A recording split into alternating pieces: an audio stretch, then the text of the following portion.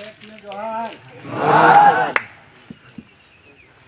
આજે આ ધાનપુરના તમામ આદિવાસીઓને હું દિલથી હૃદયથી તમારો આભાર માનું છું. જે કામ અગાઉ થવું જોઈએ એ તમે આ 9 ઓગસ્ટે કર્યું છે અને આજે જે તમે આ ભેગા થયા છે એ લડત તમારી એકલાની નથી, અમારી પણ ગણાય. ગણાય ને? ગણાય. પૂરા આદિવાસી સમાજની આ લડાઈ ગણાય. આપણી મૂર્તિને તમે જે બેસાડી છે, બિરસા મુંડા ભગવાનને જ્યાં સ્થાન આપ્યું છે, એ મૂર્તિને હવે એક ઈંચ પણ આપણે ખસવા દેવાની નથી.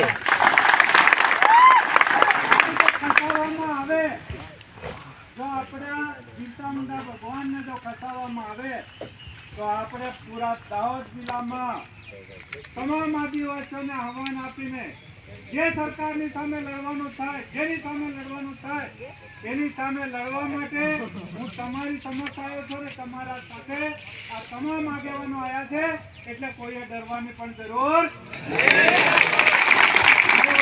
કેવું નથી. ફક્ત આપણે આપણા સમાજની એકતા જળવાઈ રહે અને એકતાની સાથે સાથે આપણે જ્યાં પણ ચોક ઉભો કરીએ, જ્યાં પણ બિરસા મુંડાનું સ્ટેચ્યુ ઉભું કરીએ, ત્યાં કોઈ પણ પ્રકારનો વિરોધ થાય એને ડામવાની આપણામાં તાકાત હોવી જોઈએ.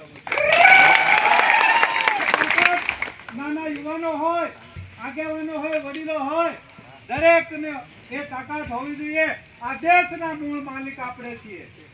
આ જળ, જંગલ, જમીન આપણી છે અને એમાં જો બહારના વિદેશી લોકો આવીને પણ આટલું બધું હક જમાવતા હોય, મનુવાદી વિચારો વાળા આટલો હક જમાવતા હોય તો એ ચલાવી લેવામાં આવે નહીં.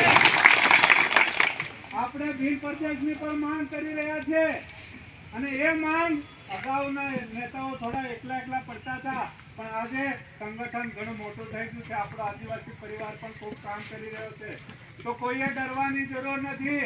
તમારી સાથે તમામ જગ્યાએ અમે આવવા માટે તૈયાર છે. આટલું કઈ મારી વાણીને વિરામ આપું છું. જોહાર.